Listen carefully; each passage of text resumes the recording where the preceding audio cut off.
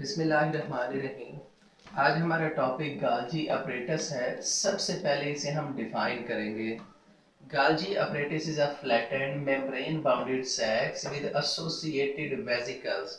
हमारे पास फ्लैटेंड सैक्स, चिपटी हुई थैलियाँ और इसके साथ एसोसिएटिव वेसिकल्स जब ये मिलते हैं तो गाल्जी अपरेटस बनाते हैं। इसे डायग्राम की मदद से हम समझने की कोशिश करते हैं। ये हमारे पास फ्लैटेंड सैक्स हैं। ये जो ब्लैक आपको नज़र आ रही हैं, ये वाला फ्लैटेंड सैक, ये वाला फ्लैटेंड सैक और इसके साथ जो एसोसिएटेड वेसिकल हैं, स्फेरिकल स्ट्रक्चर हैं, इस सारे स्ट्रक्चर को हम गाल्जी अपरेटस कहते हैं। अगर इसकी डिस्कवरी की बात करें तो सबसे पहले इसे डिस्कवर किया था कैमिलो गाल्जी ने इन द 1898।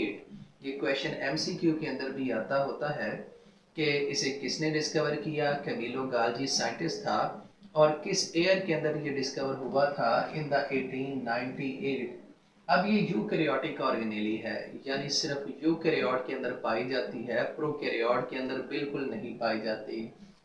कंपोजिशन की बात करें तो प्रोटीन, लिपिड, एंजाइम ये कंबाइन करते हैं और गाल्जी कम्प्लेक्स या गाल्जी अपरेटस सिंथेसाइज करते हैं।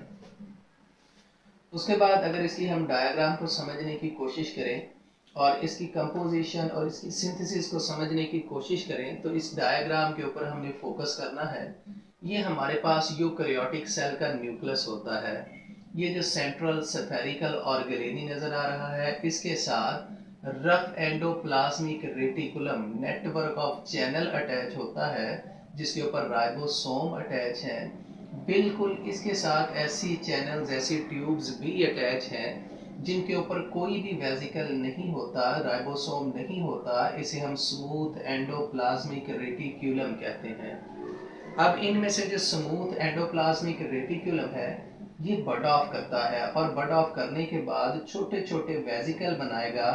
ये वेसिकल आपस में फ्यूज करेंगे और फ्यूज करने के बाद गाल्जी अपरेटस बनाएंगे, यानी फ्लैटेंड मेम्ब्रेन बाउंडेड सैक्स बनाएंगे, जिसे हम गाल्जी अपरेटस कहते हैं।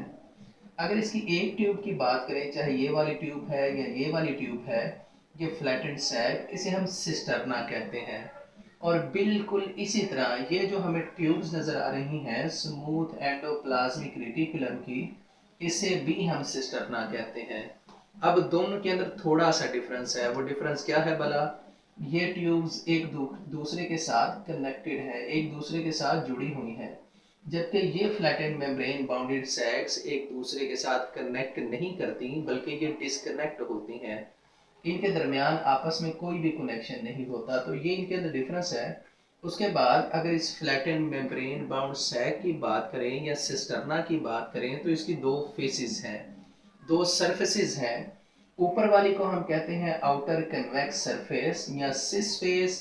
सिस का मतलब है ये स्मूथ एंडोप्लाज्मिक रेटिकुलम की तरफ फेस करती है।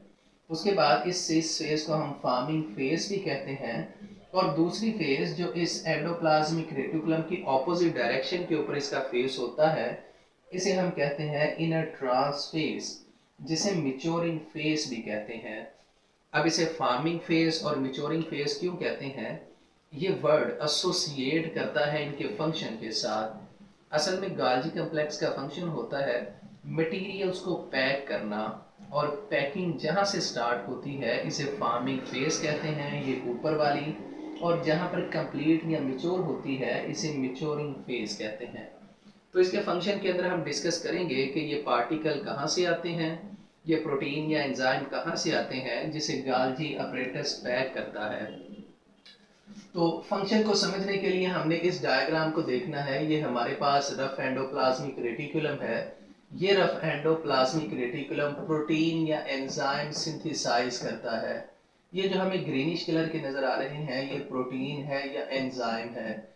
ये प्रोटीन क्या करती है? सबसे पहले इस सैक की बाहर वाली सरफेस, जिसे हमने सिस फेस कहा था या जिसे हमने फार्मिंग फेस कहा था, उसके साथ अटैच होगा। जैसे ही अटैच होता है, मेम्ब्रेन अंदर की जानिब फोल्ड बनाती है और इस प्रोटीन को अपने अंदर लेके चले जाएगी और इसके इर्द गिर्द ये जो ब्लैकिश आपको कवरिंग नजर आ रही है, ये कवर बनाने की कोशिश करेगी।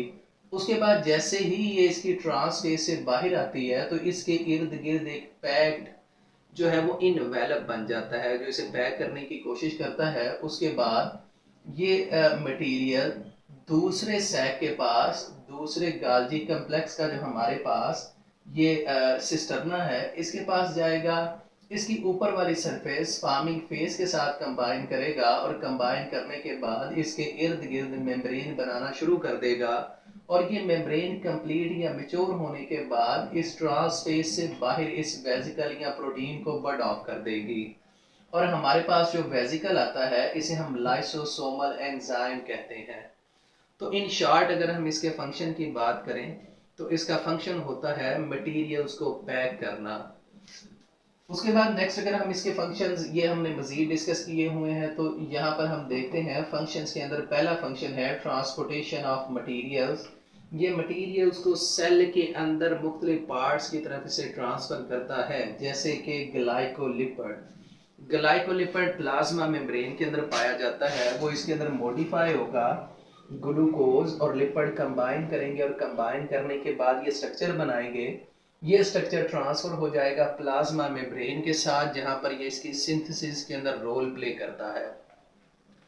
उसके बाद अगर मॉडिफिकेशन की बात करें तो ये गाल्जी अपरेटस कार्बोहाइड्रेट और प्रोटीन को मिलाएगा और कॉन्जुगेटेड मॉलिक्यूल बनाएगा। इस कॉन्जुगेटेड मॉलिक्यूल का नाम है ग्लाइकोप्रोटीन। कार्बोहाइड्रेट को कंबाइन करेगा लिपिड के साथ और ग्लाइकोलिपिड बनाएगा। ये भी कॉन्जुगेटेड मॉलिक्यूल है जो सेल के अंदर स्ट्रक्चरल रोल प्ले करते हैं, मेम्ब्रेन को मेंटेन करते हैं, कंपार्टमेंट को सिंथेसाइज करेंगे। उसके बाद पैकिंग ऑफ मटेरियल का काम करता है, जैसे कि हमने पहले ही डिस्कस किया है कि इस सैक की, जिसे हमने सिस्टर्ना कहा है, ये जो फ्लैट ट्यूब्स हैं ये मटेरियल को पैक करती हैं। पैक करने के बाद इसे सेल के मुख्तलिफ पार्ट्स की तरफ ट्रांसपोर्ट करने की कोशिश करते हैं। तो डियर स्टूडेंट्स, ये हमारा टॉपिक था गाल्जी अपरेटस, या जिसे हम गाल्जी कम्प्लेक्स कहते हैं।